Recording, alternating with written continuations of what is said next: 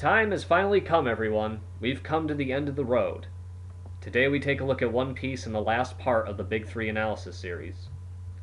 Please note I found out about One Piece through 4Kids, but my wish to get into the actual show, and not the butchered version, allowed me to patiently wait for Funimation to obtain the license, and led to me liking the show a lot more than I did before when I was kind of oblivious to the fact that 4Kids was ruining the actual show. But enough of that. Let's get the negatives out of the way. The show really has only two problems. The first is the pacing. The show is unbelievably slow up until the 64th episode. Not much happens outside the respective crew member arcs, which is pretty bad for some people since these episodes provide the backstories for the characters and are filled with iconic scenes that the show is known for. But they go by so quickly and the show drags so much in this early part that it's very difficult for some people to get into the show. The second problem is the secondary cast. Back in my Bleach analysis, I brought up Tite Kubo's very recognizable and interesting side characters that make up the bulk of the cast.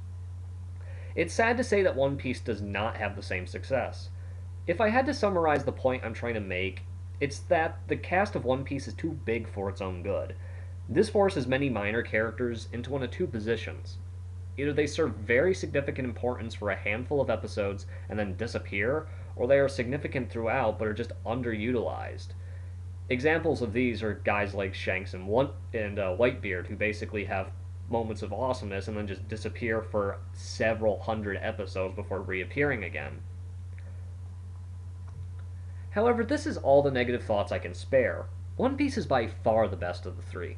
The story kicks into overdrive by episode 64, where we finally begin the Baroque Works story arc, one of the most iconic in the entire series. From there, the story actually speeds up and maintains a solid pace up to the current episodes, while also continuing to impress with its larger-than-life plot lines. The fights get bigger, the tension mounts, and the passion of the characters reaches even greater heights with each arc completed. Eiichiro Oda's strength as a writer shows in how he writes his main characters. Unlike with Bleach and Naruto, whose problems involved overexposure or blandness, One Piece's main cast consists of trope-breaking characters who may fit established archetypes on the surface, but are different enough to stand out in the anime industry as well as provide very interesting dynamics. Another particular strength of One Piece is the humor, which is often quirky but still effective. It doesn't wear out its welcome by butting into scenes that it really shouldn't and understands where it needs to be.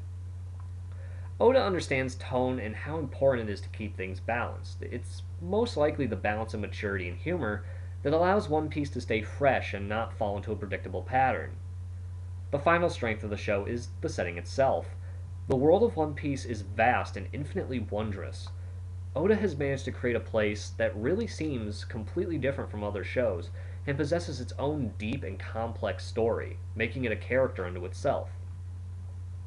In conclusion, One Piece is most deserving of the King of Shonen title. Unlike many of its competitors, it manages to keep things fresh and doesn't do outright stupid moves with its plot or characters. I give One Piece an A for its efforts. All I can say now is that I actually look forward to seeing what more Oda can come up with. And thus the Big Three analysis series comes to a close. It's been great, guys. Stay tuned for my next review. This is Omega, and I'll be seeing you later.